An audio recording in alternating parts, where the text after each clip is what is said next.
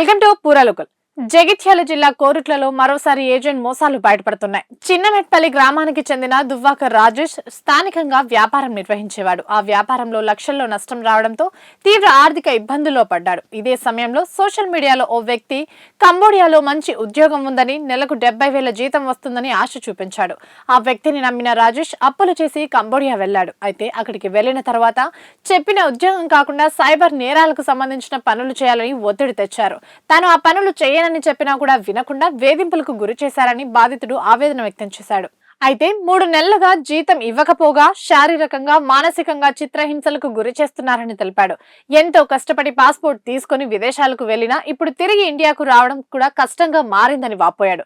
తనను ఎలాగైనా స్వదేశానికి తీసుకురావాలని ప్రభుత్వాన్ని వేడుకుంటూ మోసపూరిత పనులు చేయలేనని చెప్పినందుకే తనను తీవ్రంగా హింసిస్తున్నారని కన్నీటి పర్వతమయ్యాడు. నా పేరు దువ్వాక రాజేష్. నేను ప్రస్తుతం కంబోడియాలో ఉన్నాను. నేను గతంలో బిజినెస్ చేసి 20 లక్షల పైగా నేను అప్పుల పాలవడం జరిగింది. నాకు మంచి అవకాశాలు లేకపోవడంతో అప్పులు తీర్చడానికి నేను ఈ దేశం రావడం జరిగింది. నాకు సోషల్ మీడియాలో ఒక ఏజెంట్ పరిచయం అయ్యాడు. అతను డేటా ఎంట్రీ ఆపరేటర్ వర్క్ ఉన్నది, నీకు 70,000 పైగా నీకు శాలరీ వస్తుంది. సో అలా చెప్పడం వల్ల నాకు ఇది ఒక మంచి అవకాశంగా భావించి నేను ఈ దేశం అయితే రావడం జరిగింది. ఈ దేశం వచ్చిన తర్వాత నన్ను కంపెనీలో జాయిన్ చేయడం జరిగింది.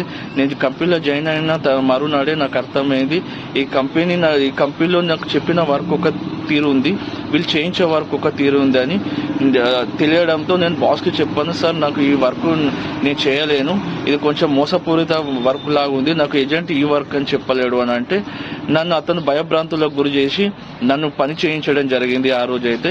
సో నేను రోజు నేను పారిపోవడానికి ప్రయత్నించినప్పుడు అందరు కలిసి నన్ను పట్టుకోవడం జరిగింది.